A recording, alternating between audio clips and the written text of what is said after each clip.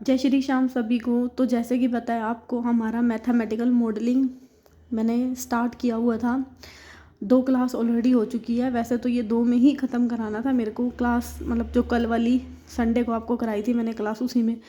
But क्या था कि हमारे घर काम चल रहा था तो ड्रिलिंग वगैरह की आवाज़ें आ रही थी, जिसकी वजह से वीडियो मतलब कंप्लीट नहीं हो पाई। तो इसलिए मैं इसका 3rd पार्ट बना रही हूँ, ठीक है, मैथमेटिकल मॉडलिंग का। और आज ये लास्ट है, आज इस ख़त्म हो जाएगी ये, ठीक है। यहाँ पे आगे जो आएगी ना, तो हम पॉपुलेशन वाली देख लेंगे ऑपरेशन में कि पॉपुलेशन मैथमेटिकल पॉपुलेशन मॉडलिंग क्या होती है, सॉरी।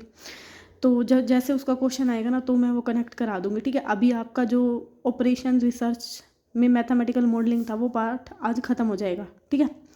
होप सो आपको वीडियोस पसंद आ रही हैं एंड समझ में आ रहा होगा। तो चलिए स्टार्ट करते हैं अपनी वीडियो। एंड आज देखते हैं कि आज लास्ट है, ये लास्ट पार्ट है, आज कंप्लीट हो जाएगा। तो पहला आता है डिस्क्रीट एंड कंटिन्यूस। मैंने ये साथ साथ क्यों लिखे हैं, क्योंकि इनके ना आपस में पॉइंट कनेक्ट होते जाएंगे, ठीक है। और आपको इजीली वे में समझ में भी होते जाएंगे। तो ध्यान, और मैं क्वेश्चन भी बताऊंगी कि इसमें क्वेश्चन कैसे आएंगे, तो ध्यान से सुनना। एंड चलो स्टार्ट करते हैं। देखो, डिस्क्रीट एंड कंटिन्यूस। डिस्क्रीट का मतलब क्या होता है, कोई भी चीज़ जो कंटिन्यूस नहीं होती। डिस्क्रीट का मतलब हम ये भी कह सकते हैं कि कोई भी चीज़ डिफरेंट है, सेपरेट है, ठीक है। कोई भी मतलब सीरीज़ हो सकती है जैसे। और कंटिन्यूस क्या होती है, कोई भी चीज़ जो कंटिन्यूस होती है। कंटिन्यूस मतलब लगातार चलती रहती है। तो अगर मैं डिस्क्रीट की बात करूँ तो डिस्क्रीट में आ जाते हैं हमारे नेचुरल नंबर एंड इंटीजर। यही एग्जाम्पल याद करने हैं, क्योंकि क्वेश्चन यही आएगा कि डिस्क्रीट कि natural number is a continuous और डिस्क्रीट। तो आपका क्या आएगा, नेचुरल नंबर क्या होते हैं, डिस्क्रीट। बताती हूँ क्यों आएंगे, ये भी पहले एक बार सुन लो।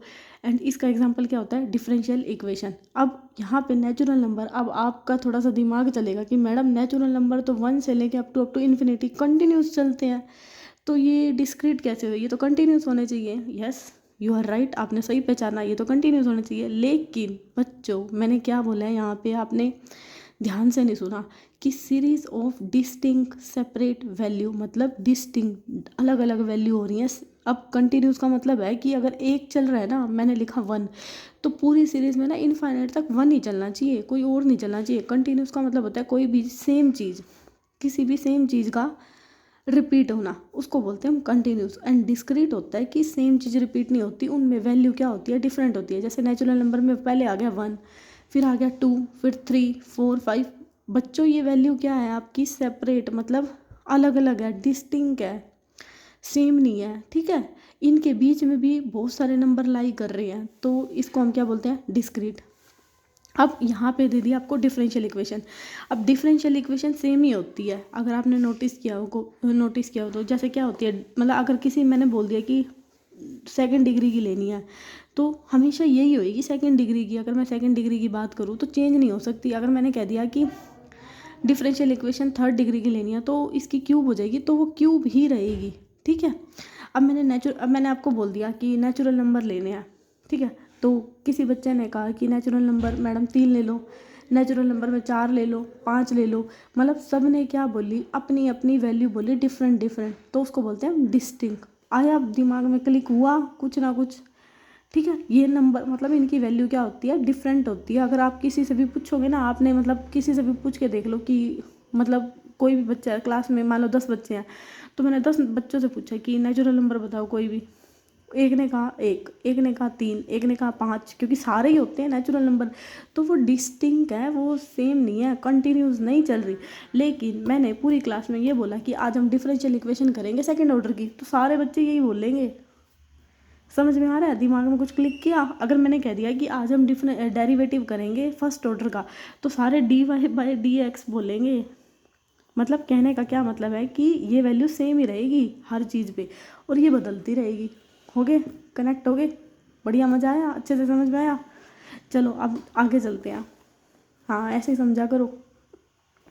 आगे आता है हमारा लीनियर एंड नॉन लीनियर। अब लीनियर का मतलब क्या होता है, नॉन लीनियर क्या होता है। देखो, लीनियर का मतलब होता है कोई भी एल्जेब्रिकल फॉर्म जो मतलब सेम ऑर्डर की होती है। जैसे यहाँ पे मैंने x लिखा, तो इसकी वैल्यू कितनी है 1, y लिखा, वैल्यू कितनी है, y की पावर कितनी है 1, ठीक है, मतलब जिसमें अलजेब्रिकल इक्वेशन हमारी सेम हो, कितने भी वेरिएबल हों उनकी फॉर्म में जो हमारी अलजेब्रिकल इक्वेशन है उनकी पावर में सेम हो। जैसे नीचे 2 लिखा तो यहाँ भी 2। अब y is equal to M X plus C, Y की वैल्यू कितनी है 1, तो x की वैल्यू कितनी है 1।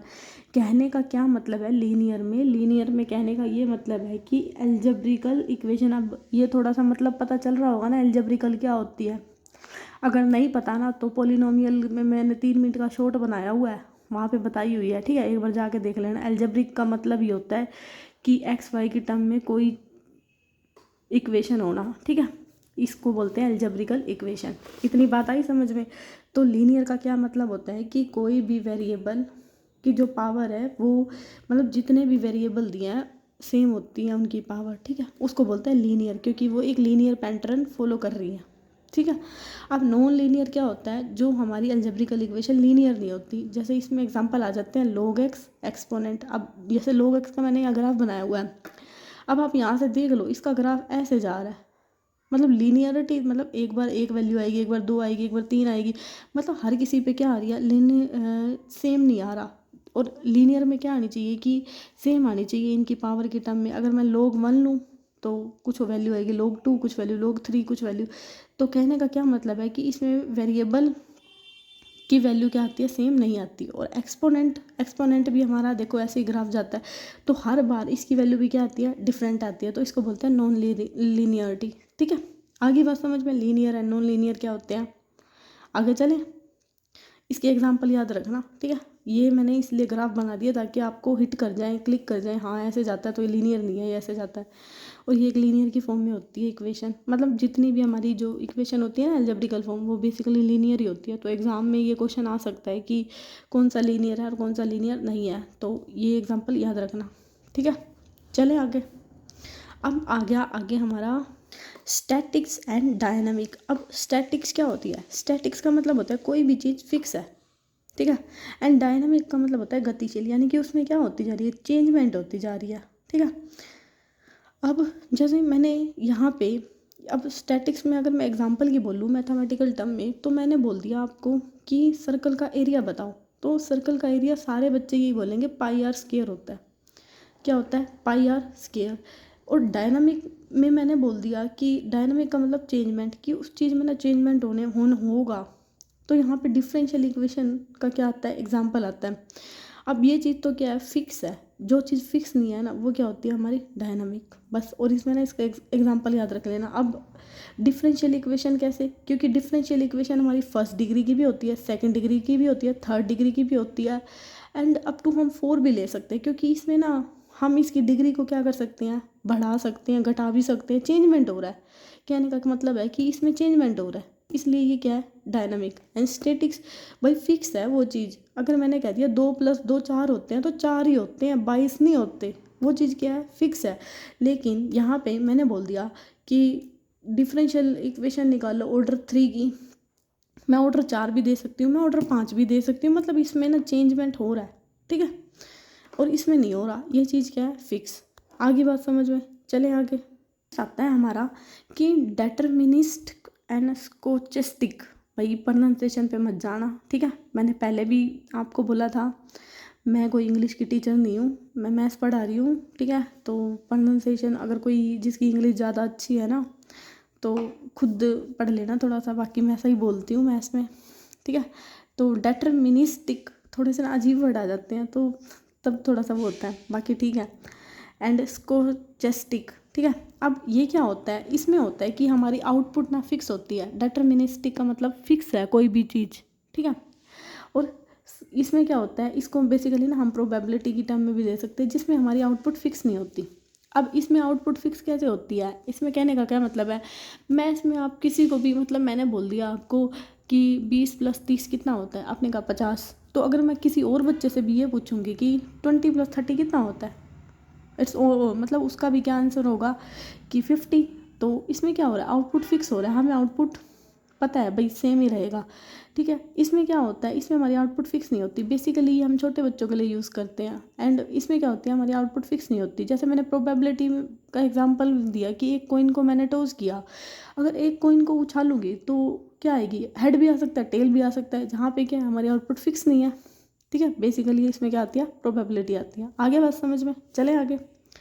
आगे आता है हमारा मैक्रो एंड माइक्रो। हाँ सही बोला है मैंने, बिल्कुल देखो, मैक्रो एंड माइक्रो। हाँ तो इसमें क्या होता है, मैक्रो के नाम से ही पता होता है कि बड़े लेवल का कुछ ना कुछ हुआ होगा, एंड माइक्रो छोटे से लेवल का। अब बड़े से लेवल का आप कैसे इसमें मतलब मैथमेटिकल प्रोबेबिलिटी मॉडलिंग में कनेक्ट कर सकते हो। जैसे हमारी ना क्या कहते हैं इसको, इकोनॉमिक में ना भाई आर्थिक मंदी आती है, कहने का मतलब है सिंपल भाषा में कि ठीक है, इकोनॉमिक क्राइसिस आते हैं, ठीक है, जैसे बैंक में हो गया, या फिर मतलब जो जैसे जीएसटी वगैरह लगा देते हैं, तो इनकी वैल्यू में क्या आ रही है, मतलब कहने का मतलब कि हमारी इकोनॉमी गिर गई। इकोनॉमी गिरने का मतलब अब हम ये तो नहीं है कि भाई इकोनॉमी किसकी वजह से गिरी क्या, मतलब हम यहाँ पे एक एक बंदे का इंडिविजुअल का क्या करते हैं, मेजरमेंट नहीं करते। भाई इकोनॉमी गिरी तो हमने मोटा मोटा देख लिया कि हाँ हाँ ये फैक्टर हो सकते हैं कि बंदे की इनकम कम होगी, ठीक है, ये हो गया होगा, वो हो गया होगा। तो कहने का क्या मतलब है कि हम बड़े लेवल पे चीज़ों को जज करते हैं, ठीक है। लेकिन अगर मैं इकोनॉमी मान लो, ये तो मैंने बात कर ली कि सेंटर की इकोनॉमी गिर गई, ठीक है। अगर मैंने ये कह दिया कि अगर स्टेट की गिर गई, तो यहाँ पे अगर मैं स्टेट की बात कर रही हूँ तो वो छोटे लेवल की है, तो छोटे लेवल की देखी जाएगी कि भाई हम इंडिविजुअल का मतलब होता है कि अलग अलग चीज़ों को मेज़र करेंगे कि हाँ इसमें ऐसा कुछ हुआ हुआ, इसमें ऐसा कुछ हुआ हुआ, इसमें मतलब एक एक चीज़ को मेज़रमेंट करना, तब हम बोलते हैं माइक्रो। एंड मैक्रो में क्या होता है कि हमने एक एक चीज़ों को मेज़र नहीं करा, हमने उन चीज़ों को ना एक बड़े से लेवल पे देख लिया। मैंने अगर ये बोला ना कि मतलब गवर्नमेंट में मतलब इन्होंने चीज़ें अच्छे से नहीं की, तो वो चीज़ें मैं दिखाने की बजाय मैं कह सकती हूँ कि एक गवर्नमेंट क्राइसिस होया होगा, ठीक है। आगे बात समझ में, मैक्रो एंड माइक्रो क्या होती है, क्लियर। जो बड़े लेवल पे होती है, जिसको हम छोटे लेवल पे मेज़र करते हैं, ठीक है। अब हमारा आता है आई होप आपको मज़ा आ रहा होगा एंड चीज़ें समझ में आ रही होंगी, कनेक्ट भी कर पा रहे होगे मैथ से, तो अच्छी लग रही है ना वीडियो, चैनल को सब्सक्राइब भी कर देना, ठीक है। अब आता है हमारा एक्सप्लिसिट एंड इम्प्लिसिट। एक्सप्लिसिट का मतलब क्या होता है, जिसमें हमारी इनपुट क्या होती है, फिक्स क्या होती है, इसमें ना हमारी इनपुट पता होती है, फिक्स नहीं, इसमें हमें इनपुट के बारे में पता होता है। एंड इम्प्लिसिट क्या होती है, मैंने गलत तो नहीं बोल दिया, इनपुट पैरामीटर का पता हो। एंड एक्सप्लिसिट में क्या होता है, आउटपुट पैरामीटर का पता हो। देखो यहाँ पे कहने का क्या मतलब है, एक्सप्लिसिट का मतलब तो होता है कि इनपुट पैरामीटर का मतलब, अगर मैं बोलूँ कि जैसे मैंने यहाँ पे एग्जांपल लिख दिया, मैंने लिख दिया सोल्व द प्रॉब्लम, कि मैंने आपको कोई भी एक इक्वेशन या फिर मतलब कुछ क्वेश्चन दिया, तो मैंने कहा कि उसको सोल्व करो। सपोज मैंने आपको कोई एरिया का फॉर्मूला दे दिया, मतलब फॉर्मूला बोल रही हूँ, मैंने आपको दे दिया कि कोई भी एक ले लो, कोई भी रेक्टेंगल है, उसकी लेंथ ये दे दी, उसकी ब्रेथ ये दे दी, ठीक है, और मैंने कहा कि आपको सोल्व करो। तो आपको ना उसकी इनपुट पैरामीटर पता होगा। कैसे पता होगा, ये इनपुट पैरामीटर आपको अपनी प्रीवियस नॉलेज से पता होगा, अगर आपने वो चीज़ पहले की है, ठीक है, तभी तो उस प्रॉब्लम को सोल्व करोगे। अगर आपने वो चीज़ पहले की नहीं है तो आपको क्या पता होगा। तो कहने का क्या मतलब है कि इसमें इनपुट पैरामीटर का पता होना चाहिए, पता हो तभी ये प्रॉब्लम क्या होगी, सोल्व हो पाएगी। और इम्प्लिसिट का मतलब क्या होती है, आउटपुट पैरामीटर, मतलब मैंने आपको दे तो दिया एक क्वेश्चन की, एरिया दे दिया, मतलब रेक्टेंगल दे दिया कि उसकी लेंथ ये दे दी, ब्रेथ ये दे दी। अब आपने इनपुट क्या लगाई कि हाँ मुझे पता है कि मैं अपनी प्रीवियस नॉलेज का यूज़ किया। यहाँ पे इनपुट में कहने का मतलब है कि आपने अपनी प्रीवियस नॉलेज का यूज़ किया और उस क्वेश्चन को क्या किया, सोल्व किया। सोल्व करने के बाद उसका जो भी आंसर आया वो हमारा किस में चला गया, इम्प्लिसिट में, जिसमें हमें आउटपुट पैरामीटर का पता हो गया। आगे बात समझ में।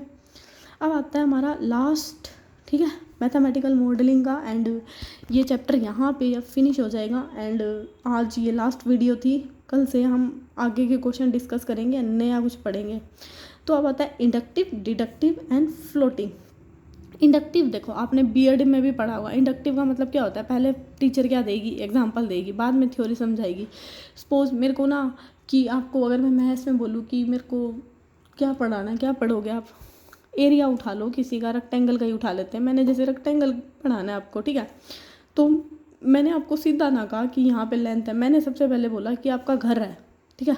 सपोज जिस कमरे में आप रहते हो ना, वो कमरा ऐसे बना हुआ है कि उसकी लेंथ तो 10 सेंटीमीटर है और उसकी ब्रेथ ना 5 सेंटीमीटर है। मैंने आपको ये करके बोला, तो बच्चों ने क्या किया, इमेजिनेशन किया कि हमारा रूम है, हाँ इतना लंबा है, इसकी ब्रेथ इतनी है, ठीक है।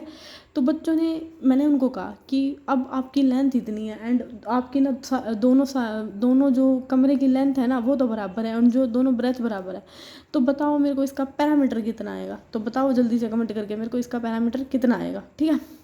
तो उसके बाद मैंने फिर बच्चों को इतना बता दिया, तो बच्चों ने मुझे आंसर दे दिया कि मैडम इसका कितना आएगा 10, मैंने उसकी लेंथ कितनी दी थी 10 एंड ब्रेथ कितनी दी थी मैंने 5, तो कितना हो गया टोटल 30, ठीक है।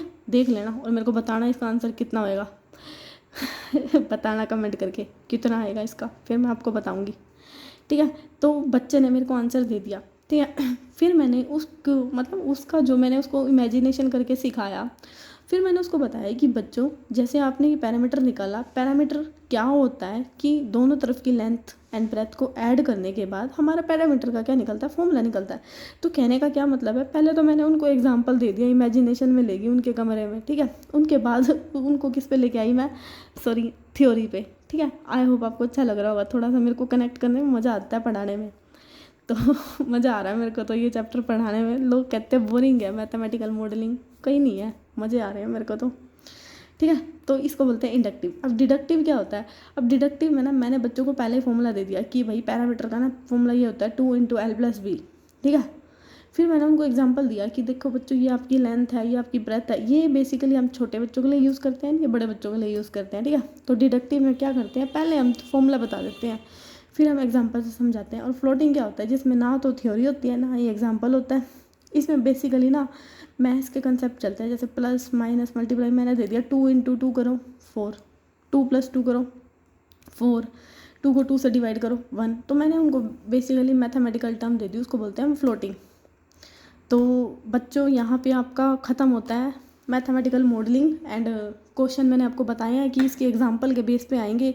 अगर आपको इनका मतलब पता है ना तो आप कर जाओगे, बाकी पता हो जाना चाहिए क्योंकि मैंने इतना अच्छा मतलब आपको बताया है धीरे धीरे। होप सो आपको समझ में आया होगा। सो अभी के लिए इतना ही, मिलते हैं नेक्स्ट वीडियो में। So thank you.